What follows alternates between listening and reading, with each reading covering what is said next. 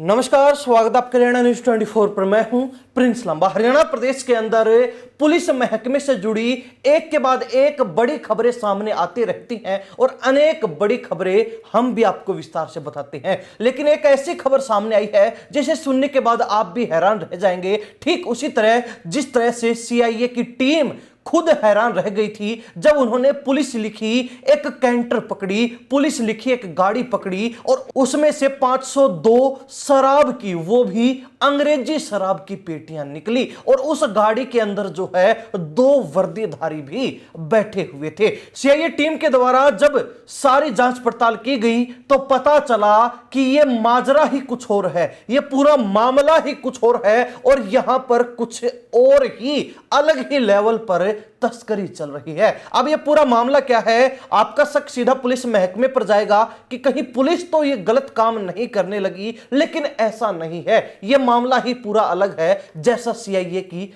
Team ने सोचा था। अब ये पूरा मामला क्या है विस्तार से आपको बताते हैं। बता दें कि मामला जो है वो 18 फरवरी की रात का है, जहां पानीपत की सीआईए 1 के एएसआई अनिल कुमार की टीम टोल प्लाजा के पास गश्त पर थी। तभी मुखबिर से सूचना मिली कि 2 व्यक्ति सीआरपीएफ की वर्दी में नीले रंग के कैंटर जिसका नंबर HR 68A0753 है, उसमें अवैध शराब लेकर सेक्टर 40 की पार्किंग में रुके हुए हैं। पुलिस ने तुरंत आबकारी निरीक्षक अरविंद डागर को सूचित किया और संयुक्त रूप से पार्किंग में छापेमारी की। कैंटर के पास पहुंचने पर पुलिस ने देखा कि आगे पुलिस लिखा हुआ था और अंदर 2 व्यक्ति अर्धसैनिक बल की वर्दी पहनकर आराम कर रहे थे। तलाशी लेने पर उनके पास से राजेंद्र सिंह और सुखविंदर सिंह नाम वाले सीआरपीएफ के पहचान पत्र भी बरामद हुए।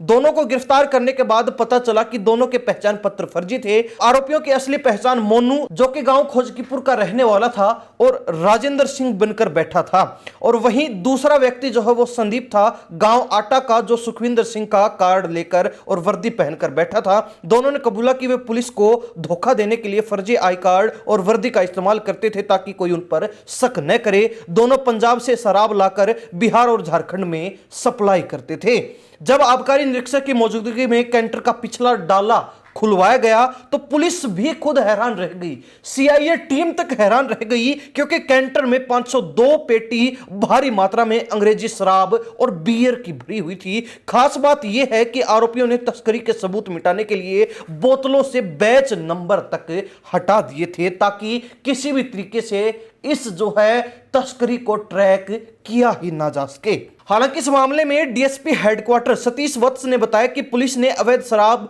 कैंटर, फर्जी आई कार्ड और वर्दी को कब्जे में ले लिया है। आरोपियों के खिलाफ एक्साइज एक्ट की धारा 61(4)(20) और भारतीय न्याय संहिता BNS की धारा 318(4), 338, 336(3), 340(2), 319(2) के तहत मामला दर्ज किया है। इस गेम में और भी कई लोग शामिल हैं जिनकी पहचान कर ली गई है और जल्द ही उन्हें पकड़ने का काम भी किया जाएगा। डीएसपी ने बताया कि आरोपियों को शराब सप्लाई करने के 25,000 रुपए प्रति मेंबर मिलते थे। इन्होंने आर्मी कैंटर का तरीका अपनाया हुआ था, इसलिए ये पकड़ में नहीं आए। 2 बार ऐसा करने में कामयाब भी रहे और इस बार गुप्त सूचना के आधार पर धरे गए। एक आरोपी का आपराधिक रिकॉर्ड भी पाया गया है, यानी कि ये जो अपराधी थे जिनको इस भारी मात्रा में शराब की पेटियों के साथ, पुलिस लिखे हुए कैंटर गाड़ी के साथ और सीआरपीएफ के फर्जी आई कार्ड, पहचान पत्र और वर्दी के साथ गिरफ्तार किया गया है। ये पहले 2 बार इसी तरीके से ट्रक भरकर